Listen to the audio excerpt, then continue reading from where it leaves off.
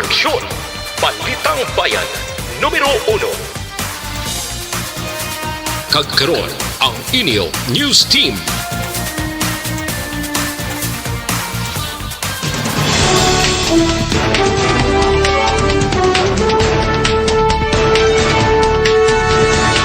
Sa ato nagapanguna ang mga Pangulong dinalan sa mga balita lokal, Presidente Duterte o kon wisa magapasaka sa plitihan sa masunod nga semana. Presidente Duterte ginbulgar ang 5 empleyado sa DPWH ay gindismiss ang ombudsman bangod sa misconduct. Sa balita nasyonal, ekonomiya sa Pilipinas amat-amat na nga nakatibawas suno sa Malacañang. Mga empleyado sa gobyerno mahimo mabato ng Christmas bonus sini nga semana.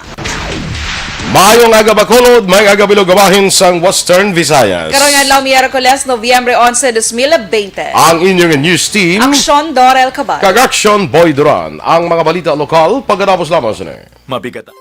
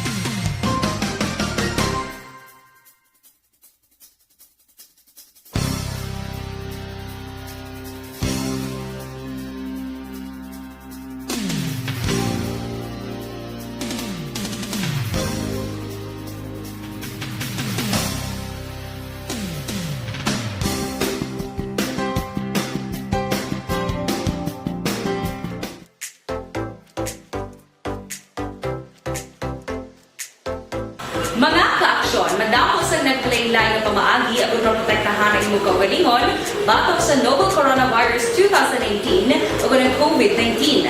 Isa sa mga pinaka-importante ang regular, safe, and effective. Ha? Ara na, wayo. Ha? Ambot, sige lang. Slide man kuno kay man sir. Okay. Amba lang, oo. Sige. Ara. Kay, Bago lang actually, bago ara lang na, siya. oo, sige. Sige. Sa kay Rose Winner, dira sa Germany, good morning dira sa imo Rose.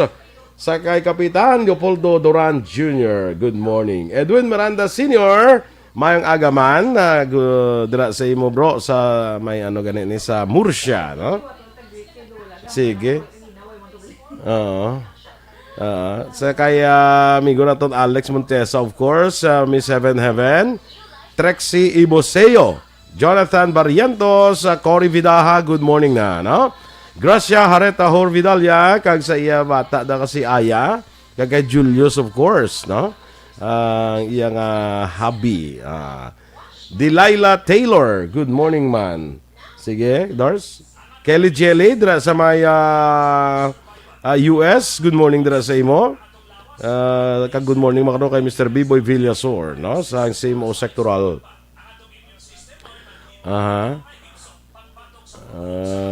Okay, ari na si Vanessa. Vanessa Mayo, happy rainy and cold Tuesday here in Minnesota. Nan hapon dito. Good afternoon, Ma'am Van. Kay Arlene Limco, good morning. Dra sa may Bago City, stay safe and God bless. Ma-Earl, morning man. Michael Joseph Hilado, good morning mga ka-aksyon, action boy, kag Miss Gorgeous Dorel in your OOTD. Wow. Thank you. Always nag-monitor diri sa handumanan. Keep safe sa aton tanan. And God bless. Thank you, sir. Kaya Dennis. Uy, temprano pa si Dennis. Temprano pa siya nagbugtaw. Dennis Richard Tiboroma. Nabugtawan dali siya temprano, kaya basi tiraho naman tabla nilaw. May na makabalos ta. May nag-monitor, Hambalya Goro. Hambalya, good morning everyone. Action boy, Mami Dorel, yes, have a wonderful day to all of us. Bodo ka, Mayo, sa iya greetings sa bumaw. Bugtaw, Goro. Hindi lain niya ulo. Good morning, kag sa Energy Fans Club family ko na Action boy. Bongga. Ramil Duray Infante, good morning. Emmy Esmeralda Dolido, mayong aga. Kay Sam Hartwig, good morning. Pag-greet naman po, happy birthday! Kay Maricel Sadi, dra sa may Vista Alegre from Canada. Happy birthday, Maricel Yes. Sadi. From Sam Hartwig. Kay Josette de los Reyes, good morning. Ano si Barbie, Sir Omega? Ano ning halimbawa sa liga ng pamangkutanay ni Dennis kay Alex Montesa sang sino? Ano ko nun ni Alex Montesa? Si Barbie. Ang miga ni Jack Roberto. Ambot lang. Sino na si Jack Roberto? Ang artista na guys sa GMA. Ah. Bibiyanin na sila in real life.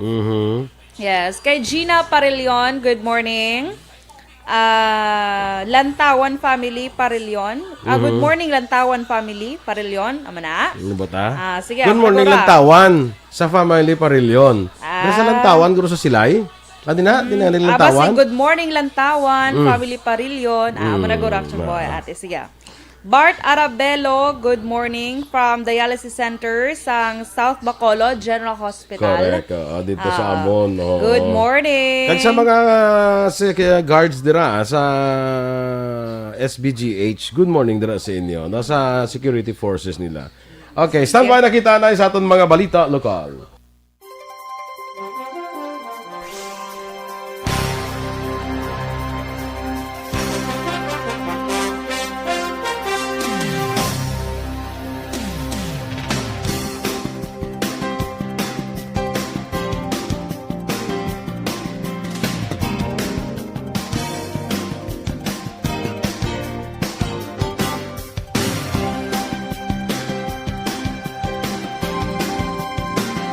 Balitang Bayan, numero 1.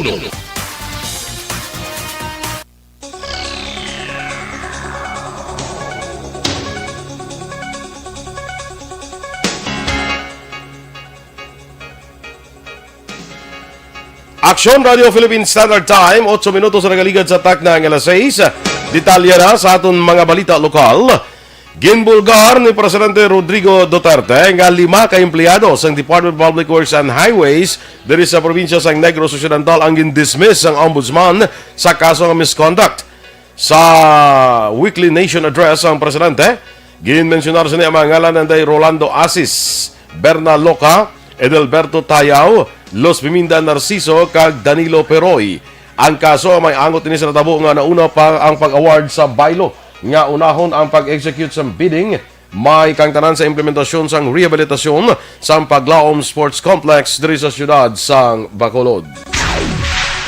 Magapasaka sa ang pletihan ang shipping line nga Wisam Express sa masunod nga semana. Suno kay Frank Carbon sa Wisam Express yara lamang sa 80 tubtob isa kagatos ka mga pasahero ang nagabiyahe sa karon kag kinahanglan sa nagakaigo nga budget agud magtayunon lamang ang pagbiyahe. Pagpathag ni Carbon base sa layi kag sa ila franchise, ang Wisam Express ang sara nga magapasaka sa pletihan tubtob 450 pesos. Sa karon ang pletihan sa one-way trips ng kompanya yara sa 335 pesos. Nagpadala na sa notice ang Wisam Express sa Maritime Industry Authority o kon Marina 6 sa pagpasaka sa pletihan. Ang pagpasaka sa pletihan sa Wisam Express ang mahimoy patuman sa masunod nga semana. Wala pa naman sang abiso ang iba nga shipping company sa pagpasaka sang pletihan.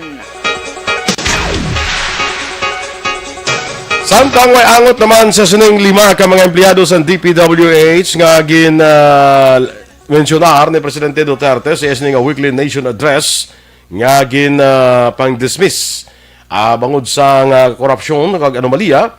Yari ang kabahin kagabi sa sining pahayag ni Presidente Rodrigo Duterte. Employees dismissed. DPWH, Rolando Asis, Edelberto Tayaw, Berna Coca, Los Viminda, Narciso, Danilo Peroy, dismissed by the Ombudsman for misconduct. They executed bidding documents after award. May bidding after the award na. Imbis bidding award, may award bidding.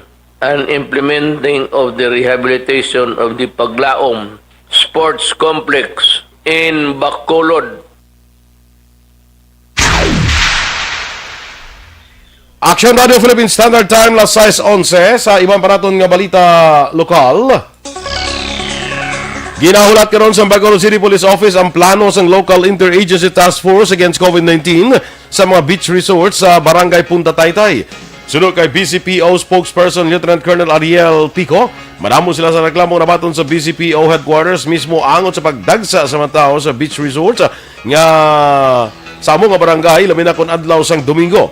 Duha pa ni Pico ilaman gin-refer sa City Legal Office ang among isyu bangod sila sa kapulisan ang nagapanaway gid lamang bangod wala sang ginpasar nga layi nga magadakop sa mga nagapadulong sa mga beach resorts. Palayag ni Pico wala labot nga wala nagatuman sang health protocol ang mga nagasulod sa resort ang nagadumala sa nasambit nga mga beaches o beaches ang wala man nagapatuman sang pag-checkar sang temperatura sa mga nagasulod. Wala sang health declaration form kag wala sang backtrack system nga importante para sa contact tracing. Sa karon ng kapulisan sa Police Station 9 na nagabantay sa lugar, agud wala sa sino man nga makasulod sa mga resource nga temporaryo na nga ginpasiradan. Nadugangan sa 39 kaso sa COVID-19 sa Western Visayas. Sa datos ng DOH-6, naglabot na sa 17,904 ang kabilugan nga kaso kag 2,847 diri ang aktibo. Ang 5 ka lugar nga may mataas nga kaso among Negros Occidental nga may 10, Iloilo Province nga may 8, Bacolod City nga may 7, Iloilo City nga may 7 kag Aklan nga may 4. Ang recoveries naglabot sa 14,600 size matapos sa dugangan sa 170. Samtang 3 bagong napatay sa balatian nga nagdala sa kabilugan nga 451. Nagapangabay naman si Bacolod City Police Office Director Colonel Manuel Placido sa mga negosyante nga magkooperar kay patuman ang health protocol ng talana sa mga city officials bago sa padayon nga pagkikaway sa COVID-19. Sunod kay Placido, mas mangin madilago ng kampanya kontra COVID-19 kung tanan ang nagapakigbahin sa mga tikang nga ginahimo agud malikawan ang paglaptas ng COVID-19. Doon pa ni Placido ang lugar kundi natabo ang pagtilipon sa Art District, ang tago nga lugar kay hindi dali-dali makita sa mga nagapatrolya nga kapulisan. Palayag ni Placido, personal niya ang kinusisa ang lugar kag kung hindi magsulod sa establishmento, hindi makita kung ano mga event nga ginapatigayon sa sulod. Abiso ni Placido nga hindi magkumpiyansa bangod jara pang virus kag magkooperar para sa ikaayo sang tanan.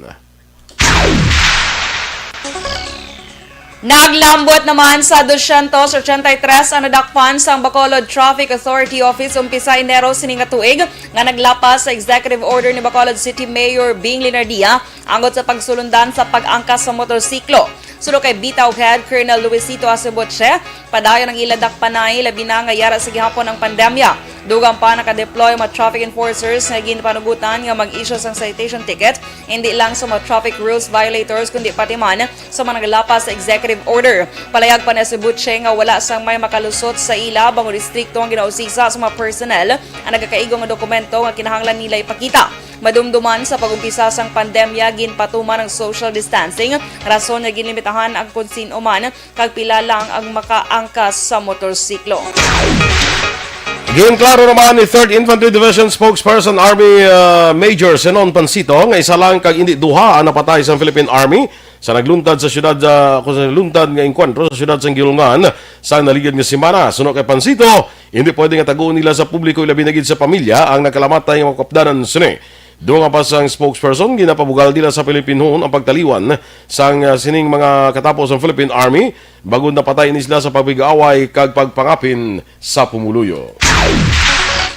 Hilway na sa katalagman ng mag-asawa ginpangluthang sa Purok Tar Apple, Barangay Vito, Syudad sang Sagay, Negros Occidental. Sunod kay Police Major Robert C., ang hepe sang Sagay PNP yara sa estable na nga kondisyon Sanday Moises kag Rosemary Cabalo apan nagapabilin pa sa hospital. Dugang panisigin hilway na sa custodial facility ang magpakaisa nga Sanday Pablo kag Francis Baha matapos wala man sang saksi nga makatudlo nga silang suspect sang krimen.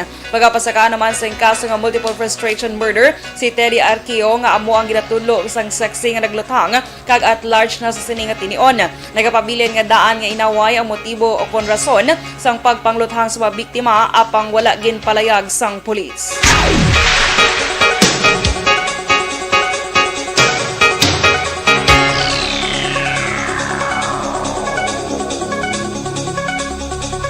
Ginaresto naman sa otoridad ay isa ka persona nga nagapakatubag sang kaso nga pagpanghimulo sa sitio Dakotan Jutay, Barangay Mambulak, Siyudad sa Silay.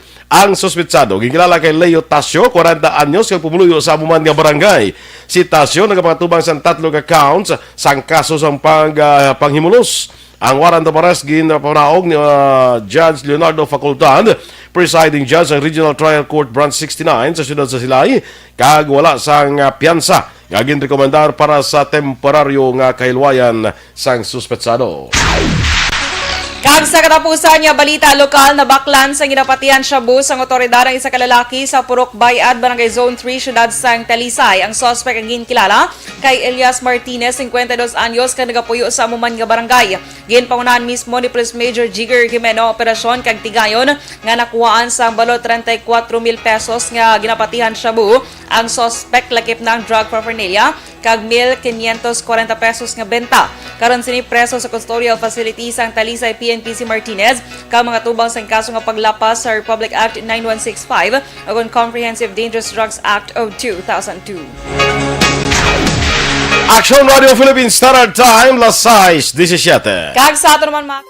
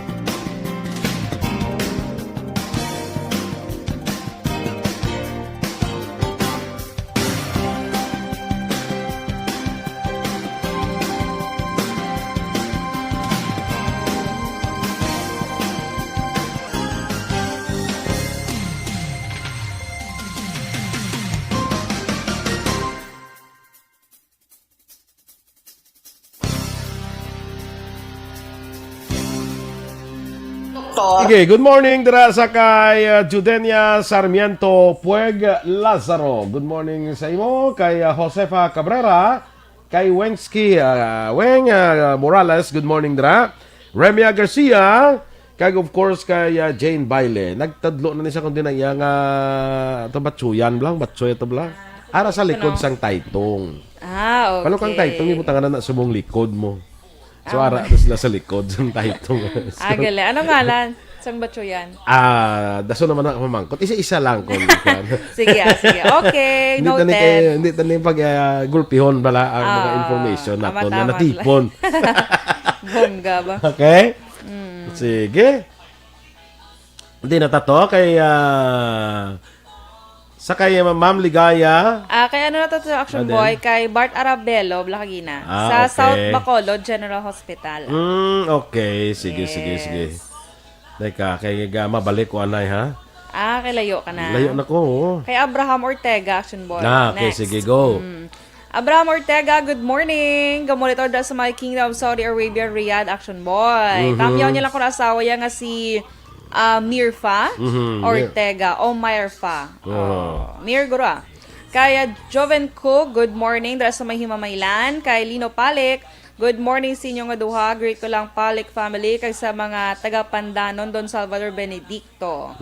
Kaya Jocelyn Kalamaan, good morning. Nagapamati gali subong si Maricel Sadi ang gin-greet ato bla birthday action boy. Hambal ni Sam Hartwig. Sige, may lang ang pagpamati kag happy birthday liwat. Kay Jane Elio, good morning. Dra sa Mela Carlota. Sige, go action boy. Ano na si Ma'am Ligaya Abeto. Good morning, good. Kag keep safe man sa imo, ma'am. Sa kay Marilyn Abarte, no? Benji Bernardes, why na COVID? Subong negosyo na may ara, may COVID, Benji. Psychological na lang. Subong may ara, may COVID, gid. It's real. No? Hindi magkumpiyansa. Hindi na magkumpiyansa, gid. Rosalie Antorin Navales Norojo, good morning sa imo. Andreo Huelar, Jason Alegria, basta may load lang ko, updated di ko sinyo. Okay. Sa Purok, mainabyanon kag magsungay sa Estrella family. Good morning. Sally De Sousa. Kay okay, kagawad Melchor Baroca Rombines. Good morning manira sa imo sa may Barangay 1 Hinubaan. Mga SG kuno sa Camellia Homes North. Good morning. Annabel Calderon Duremdes sa Calderon Lagilibuon family. Good morning. Medalyn Hordan. Kawanay. Ofelia Galero Arce, good morning. Kay Chic Defensor. Ay, ano ni action man? Chic Sean Defensor. Hi, Action Dorel, lihog lang ko tamyaw, liwat sa pamilya ko sa Manapla, ang Gordon family, labi na gid si asawa ko nga si Mary Ann Gordon. Salamat, Action Dorel. God bless. You're welcome. Kay Maria ko, good morning. Nonoy Tajones, good morning, Sir Boy and Ma'am Dorel. God bless, Action Radio Bacolod. Kay Edrin Doruelo, maayo aga ni Guro, kulang lang aga. Ginatamyaw ko mga amigo ko sa Purok Bangros gikan kay Edrin diri sa UAE Dubai. United Arab Emirates, no?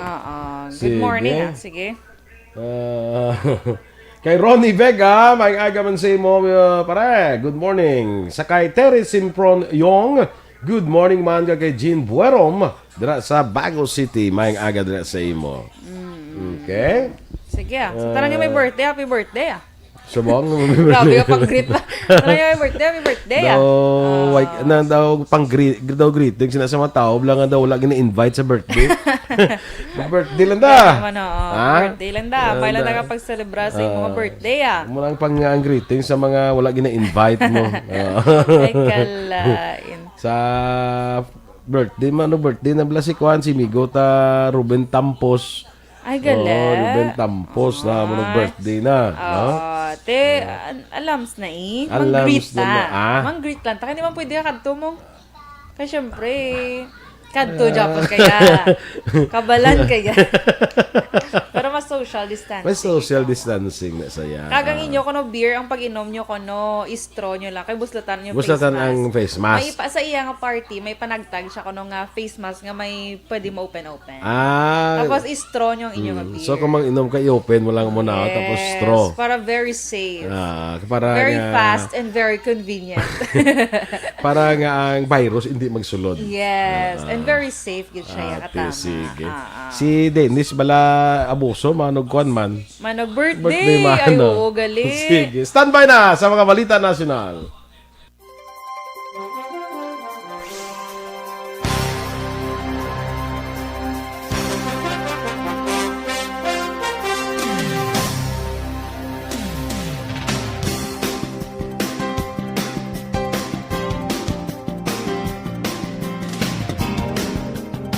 Tinatawag nilang new normal ang mga aksyong nakasentro sa pagpapahalaga sa kalusugan. Ginagawa natin ang new normal behaviors na ito ngayon upang makaiwas sa COVID-19. Pero kung tutuusin, marami sa mga hakbang na ito ay mga kaugalian na ating natutunan at dapat ginagawa noon pa man. BalitangBayan, numero 1. Aksyon Radio Philippines Standard Time, las 6:26, detalya na sa mga balita nasyonal. Ginpahayag ni Presidential Spokesman Harry Roque, amat-amat na nga nakatibawas ang ekonomiya sa pungsod Sa datos ng paggawa sa Philippine Statistics Authority, nagapakita ng gross domestic product naka-record sa negative 11.5% sa third quarter. Nga sunod kay Roque, isa ini ka-improvement alin sa na-record nga negative 16.9% sa itong second quarter. Duran pa ni Roque, isa ini ka pamatuod nga natapos na ang mas malala nga sitwasyon sa ekonomiya sa Pilipinas.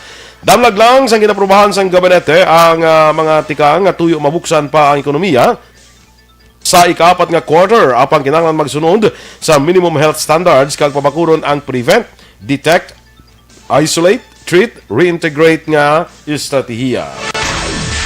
Mag-aumpisa na sa nga semana ang pagbaton sa 1.5 milyones ka mga empleyado sa gobyerno sa ilang nga Christmas bonus nga kabaylo sa ila isa ka bulan nga sweldo kag dugang nga 5,000 pesos nga cash gift. Suno kay Representative Mike Defensor sa anak kalusugan party list kag chairman sa Public Accounts Committee of the House of Representatives base sa Salary Standardization 5 o kung Republic Act 11466 nasa adring ang year-end bonus ang ginahatag kada Nobyembre. Suno pa kay Defensor sa tion nga available na ang pondo mahimo na nga makaumpisa sa pagpanagtag sang bonus sa Nobyembre 15. Sa tuig 2019, ginpahayag ni Defensor nga kalabanan sa mga agensya ang nag-release ng Christmas bonus among kada mid-November. Samtang gina-encourage man ni Defensor ang mga pribado nga sektor nga i-release ang 13th-month pay o year-end bonus ng empleyado sa mas temprano.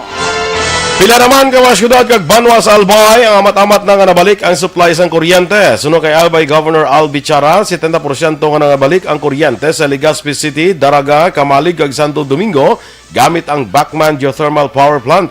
Mayara sa 230 ka mga linemen nga nagabuligay sa karon para sa restoration sang kuryente sa District 1 kag 3. Iga-anunsyo pa sang APEC kung sano ang target date sa pagbabalik sang power supply sa Ligao City kag Tabaco City sa Albay. Ginaduson Interior Secretary Eduardo Anyo nga ipagi sa online ang caroling kasunod sang proposal nga pagdumili sa street caroling bungod sa pandam sa COVID-19 pandemic.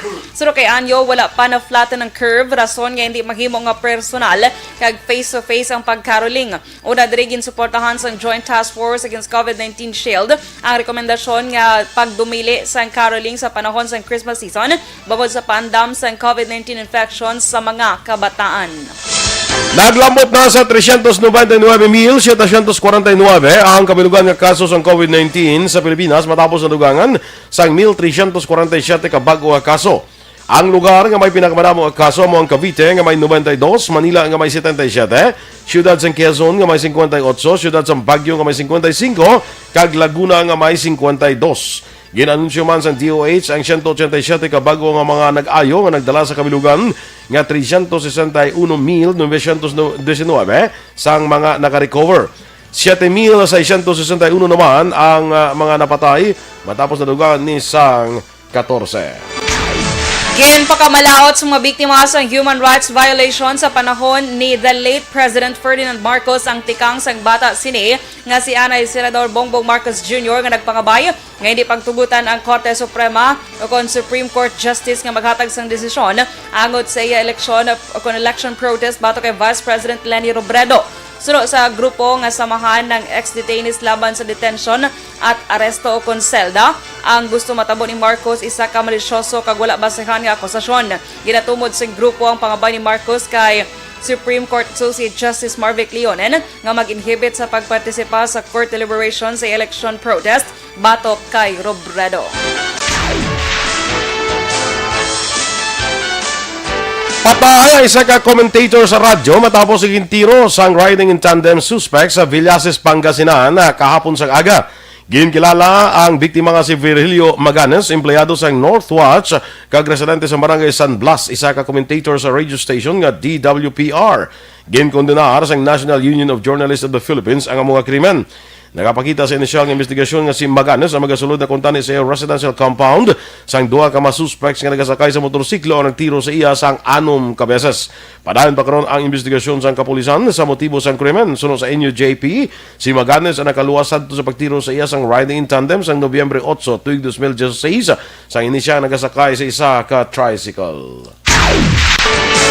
Kag sa katapusan nga balita nasyonal, ginpahayag ni Bureau of Immigration o BI Commissioner Jaime Morente nga ang pagpasar sang bagong immigration law among solusyon sa ginalegar korupsyon sa ahensya. Sulo kay Morente, madamo sang isyu sa existing immigration law sa pungsod. Rason niya kinahanglan ini nga bag-uhon. Duga pa ni Morente ang laying nga yara na sa Kongreso magasabat sa problema sa sweldo, systematic issue, pulisa kag ma-update ang mabalayran kag penalidad sa mga madakpan nga nagalapas diri. Patang ni Morente 80 anyos nga immigration legislation na ginisa na kalagi sa ngula pa sa international flights pakadto sa pasulod sa Pilipinas o kon pakadto kag pasulod sa Pilipinas rason nga madamo sa probisyon sini outdated kag hindi na nagakaangay sa karon nga sitwasyon.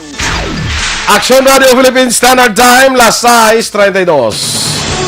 Inyong ipamatiya na aton mga balita diri sa Aksyon, Balitang Bayan numero 1. Standby na sa Aksyon Report, second portion. Upod ka Aksyon, Fred Salanga. Balik kay kita sa Aksyon Balita Morning Edition. Upod gapon sa inyong news team. Aksyon Dorel Cabato. Kag Aksyon Boy Duran, una sa balita, una sa Aksyon. Sa Bacolod Aksyon Radio. Aksyon Radio.